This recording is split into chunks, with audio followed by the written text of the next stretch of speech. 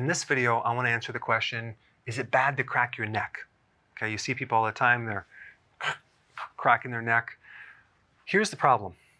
In your neck, you have joints that are either hypermobile, that means they move too much, okay, usually in the mid part right through here. And then you have other joints that are hypomobile. They're moving too little, they're fixated. So when you adjust yourself, most of the time, you're going to get the wrong one. You're going to be adjusting the hypermobile joints, and it's going to get looser and looser and looser, and it's going to cause the need to continue to do this over and over and over and over again. Now, I got interested in chiropractic college when I was in 9th grade. My grandfather was a chiropractor. He graduated in 1920, never met him, and I didn't even know what chiropractors were. So I was 9th grade, was in wrestling, hurt myself. Mother took me to the chiropractor. So I laid on this table. I didn't know what to expect. He gave me an adjustment.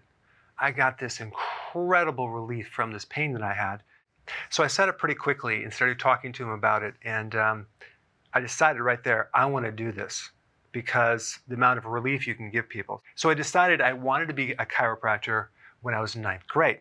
So when I got into school, the last year, you basically had to practice on each other. So for the next year, we became human guinea pigs for getting adjusted. And of course, when you first start out, you don't know what you're doing. So I have a lot of people working on me that are doing it wrong.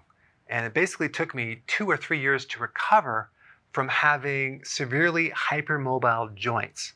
In fact, I remember one time my roommate adjusted me the wrong way and my sinus got clogged up. So I went into the clinic and had someone readjust it the other way, and it just cleared right up. So my viewpoint is this, and I know that sometimes chiropractors get a bad rap. Once you go, you always have to go.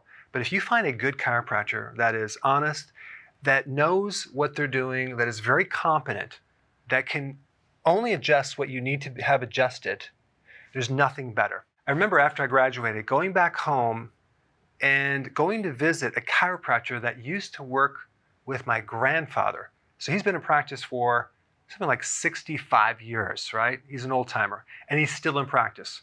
He's pretty much treated everyone in town. So I wanted him to adjust me. And he laid me down. He just put his fingers right down my spine, went in there. It was the most incredible treatment that I've ever had from any chiropractor. So if you can find someone that's competent, it's definitely going to be worth it. But here's my viewpoint. If you have to be treated over and over and over because that vertebral segment is not staying in place, there's usually something else going on, either nutritionally or with the diet or referred pain. If the gallbladder, for example, is a problem, that can refer pain up to the right side and literally pull these vertebrae out of place. If your teeth aren't fitting right because you went to the dentist and you have some teeth work and now they don't quite close right, that will put tension on your jaw and your neck, and it can throw off the entire spine.